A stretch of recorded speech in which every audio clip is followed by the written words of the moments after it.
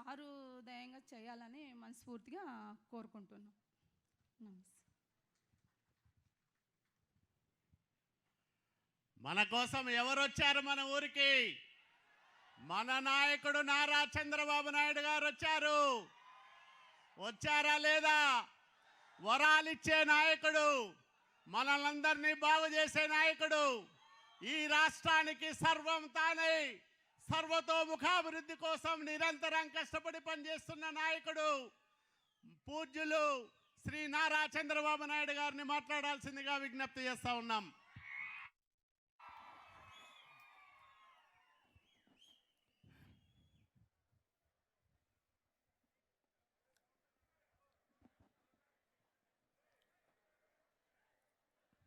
ఏం తమ్ముళ్ళు హుషారుగా ఉన్నారా?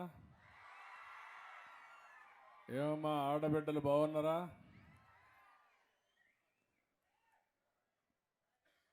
ఈరోజు నేమకల్లుకు వచ్చినప్పుడు మీ ఉత్సాహం చూస్తూ ఉంటే ఇంకా ఎన్నికల వేడి తగ్గలేదు. చాలా ఉత్సాహంగా ఉన్నారు, చాలా ఆనందంగా కూడా కనపడుస్తున్నారు. ఈరోజు మీరు ఎంత జోష్లో ఉన్నారో ఇది శాశ్వతంగా ఉండాలని మనస్ఫూర్తిగా ఆకాంక్షిస్తున్నా, దీనికోసం పనిచేస్తున్నామని చెప్పి కూడా నేను మీకు తెలియజేస్తున్నా. సభాధ్యక్షులు గౌరవనీయులు స్థానిక శాసనసభ్యులు శ్రీనివాసులు గారు, పార్లమెంటు సభ్యులు గౌరవనీయులు లక్ష్మీనారాయణ గారు, సహచర మంత్రివర్గ సభ్యులు ఫైనాన్స్ మినిస్టర్ అయినటువంటి గౌరవనీయులు పయ్యావుల కేశవ్ గారు, ఇప్పుడే నేను 2 ఇండ్లకు పోయి వచ్చాను. పాల్తూర్ రుద్రమ్మ కొరబ కమ్యూనిటీ, ఆవిడకి 2 పిల్లలు ఉన్నారు కానీ పెద్దగా ఆదాయం లేదు. ఆ ఆడబిడ్డకి దగ్గర 4,000 రూపాయలు నెలకు ఈ ప్రభుత్వం పింఛనిస్తూ ఉంటే వాళ్ళ ఇంటికి వెళ్ళి నేరుగా నేనే ఈరోజు డిస్ట్రిబ్యూట్ చేశాను, పరామర్శించాను.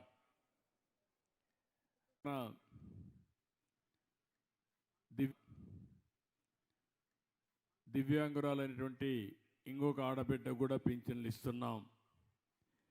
ఈరోజు ఇవన్నీ చూసినప్పుడు నేనేదైతే ప్రతిపక్ష నేతగా ఏప్రిల్ 11వ తారీఖు వచ్చాను, కొంతమంది తమ్ముళ్ళకి జ్ఞాపకం ఉంటుంది, కనేకల్కి వచ్చాను. ఆ రోజు 11 వచ్చాను, మళ్ళీ ఈరోజు వచ్చాను. అయితే ఈరోజు మిమ్మల్ని అందరినీ చూసినప్పుడు ఆ రోజు 11వ తారీఖు వచ్చాను కాబట్టి మీరందరూ కలిసి 11 నెంబరే అపోజిషన్ పార్టీకి ఇచ్చే పరిస్థితికి వచ్చారు. ఇవన్నీ శాశ్వతంగా గుర్తుండే గుర్తులు. ఆ రోజు నేను ఒక మాట చెప్పాను మీ అందరికీ, కూటమిని గెలిపించండి, మీ పొలాలకు నీళ్లు తీసుకొస్తానని నేను చెప్పాను. మన గ్రామాలకు మంచి రోడ్లు వస్తాయని కూడా హామీ ఇచ్చాను. మన బిడ్డలకు ఉద్యోగాలు వస్తాయని కూడా చెప్పాను. అదే మాదిరిగా భూ కబ్జాలు చేసే వాళ్ళ భరతం బట్టి మీ భూములకు రక్షణ ఇస్తానని చెప్పి కూడా చాలా స్పష్టంగా హామీ ఇచ్చాను. మళ్ళీ రాయలసీమ రాళ్లసీమ కాదు, రతనాల సీమగా చేసే బాధ్యత మాదని చాలా స్పష్టంగా హామీ ఇచ్చాను. ఆ ఉత్సాహమే ఈరోజు మీ అందరిలో బ్రహ్మాండమైన మెజారిటీ గెలిపించారు. 45 సంవత్సరాలుగా తెలుగుదేశం పార్టీ ఉంది. నేను కూడా రాజకీయాల్లో ఉన్నా, నేనేం కొత్త కాదు. కానీ ఎప్పుడూ లేనంత గెలుపు మీరు సాధించారంటే నిలబడిన ప్రతి ఒక్కరిని గెలిపించారు. 93% గెలిపించిన ఘనత, 57% ఓట్లేసి గెలిపించిన ఘనత మీకే దక్కిందని చెప్పి మరొక్కసారి మీ అందరికీ విజ్ఞప్తి చేస్తున్నా. అయితే ఒక ఆశయం కోసం, ఒక ఆలోచనతో మీరందరూ ఓట్లేశారు. అప్పటి వరకు దోపిడీ చేసిన ప్రభుత్వాన్ని ఇంటికి పంపించి మళ్ళీ మీ ఆశల్ని ఏ ప్రభుత్వం అయితే నెరవేరుస్తుందో ఆ ప్రభుత్వానికి పెత్తనం కట్టే పరిస్థితికి మీరు అందరూ వచ్చారు. నాకెప్పుడూ అనంతపూర్ జిల్లా అంటే ఒక ప్రత్యేకమైన అభిమానం. అనంతపూర్ జిల్లాలో రాయదుర్గ్ అంటే ఇంకా ఎక్కువ అభిమానం ఉండే నియోజకవర్గం. దీనికి కారణం అనంతపూర్ జిల్లానే వెనుకబడిన జిల్లా.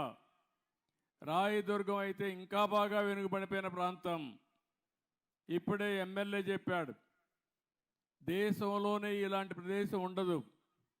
ఒక స్థాయిలో అయితే నేను ముఖ్యమంత్రి 14లో ఈ యొక్క రాయదుర్గ ప్రాంతంలో ఎడారిగా మారిపోతుందంటే ఎడారిగా మారిపోకుండా ఉండడానికి ఏం చేయాలనో అలాంటి కార్యక్రమాలు చేపట్టాను.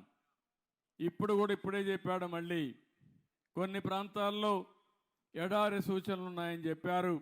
నేను ఒకటే చెప్తున్నా, ఎడారి కానీయను, ఈ రాయదుర్గని అన్ని విధాల ఆదుకొని మీ జీవితాల్లో వెలుగు తీసుకొచ్చే బాధ్యత మేము తీసుకుంటామని చెప్పి కూడా నేను మీకు తెలియజేస్తున్నా. అందుకని ఆ రోజే మొత్తం మీరు చూస్తే ఒక్క అంద్రి నీవా పైన 4,500 కోట్లు ఖర్చు పెట్టాం.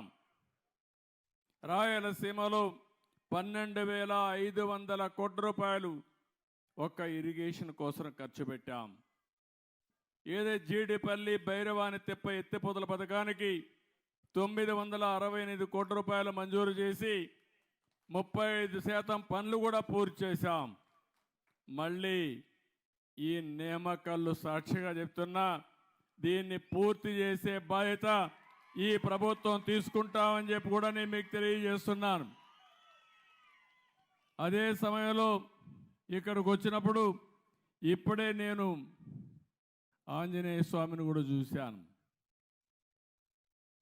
ఏదైనా మనం ఒక మంచి కార్యక్రమాన్ని చేస్తే ముందు ఆంజనేయుని తలుచుకుని అక్కడి నుంచి పని ప్రారంభిస్తాం. నేను కూడా మీ ఊరి అభివృద్ధి కోసం, ఈ ప్రాంత అభివృద్ధి కోసం నాకు ఆ శక్తిని, ధైర్యాన్ని, తెలివితేటలిమ్మని ఆంజనేయ స్వామిని ప్రార్థించి ఇక్కడికి వచ్చాను. నేను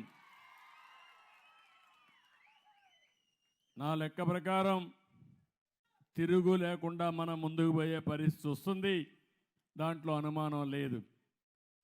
నేను ఒకటే ఆలోచిస్తున్నాను, నేను ఎప్పుడూ పేదల పక్షానుండాలని చెప్పేది నా ఆలోచన. ఏ నిరుపేదలైతే ఉన్నారో, ఎవరైతే కష్టాల్లో ఉన్నారో వాళ్ళకి పూర్తిగా అండగా ఉండాలనే ఉద్దేశంతో ఈ ప్రభుత్వం పనిచేస్తున్నాం. నేను ఎన్నికల కంటే ముందు చెప్పాను, ఆ రోజు నేను మీకు ఇచ్చిన హామీ పింఛన్లు పెంచుతానని చెప్పాను. పింఛను కూడా ఏప్రిల్ నుంచి ఇస్తానని మీకు హామీ ఇచ్చాను. ఈరోజు మీరు చూస్తే 4,000 రూపాయలు, 3,000 రూపాయల నుంచి 4,000 రూపాయలు ఒకేసారి పెంచి ఏప్రిల్, మే, జూన్ 3 నెలలకు కూడా ఒకేసారి మీకు పింఛన్లు అందించాను. మీరు ఒకసారి గుర్తుపెట్టుకోవాలి, ఈ పింఛన్లు పెట్టింది నందమూరి తారక రామారావు గారు 35 రూపాయలతో 84, 85లో పెట్టారు. ఆ తర్వాత నేను వచ్చిన తర్వాత దాన్ని 70 రూపాయలు చేశాను.